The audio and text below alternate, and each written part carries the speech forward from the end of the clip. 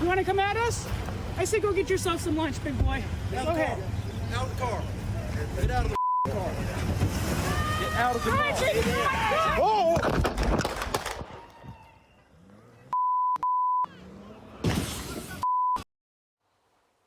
Fox News obtaining new cell phone video taken from the ICE agent's perspective in the moments leading up to the deadly Minneapolis shooting.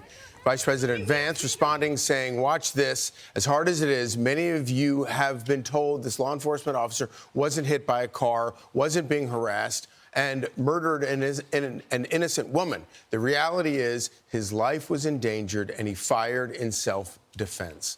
Joining us to react, Fox News contributor and retired NYPD Inspector Paul Mauro. Great to see you this morning, Paul. Thanks for joining us. Obviously there are a lot of internet sleuths who are going over even this new video here.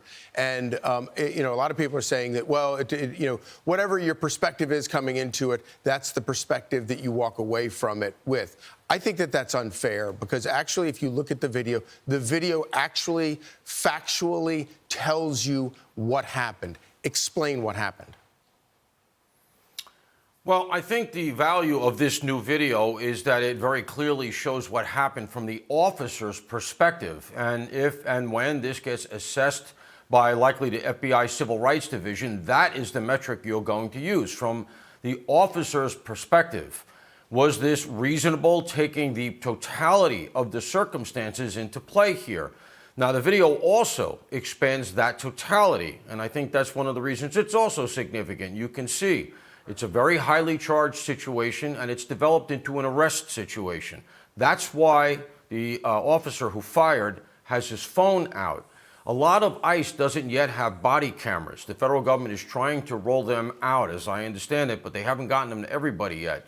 So he has his camera out from his phone as he goes into this arrest situation because the other officer is very clearly about to arrest the driver who's been impeding their progress for about 4 minutes and interfering all day, which, understand, is a federal felony.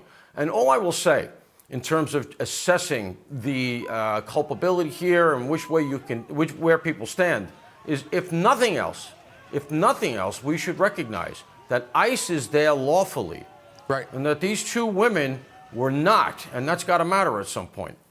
Right. And of course, it's important to remember that this was not, it may have been a chaotic situation, but what was not chaotic were the instructions by the officers to the woman. They said, stop the car and get out of the car. There was no lack of clarity about that. No, exactly. And as I said, they were impeding their progress out, that is ICE's progress out of the neighborhood for reportedly 4 minutes. Now, understand something.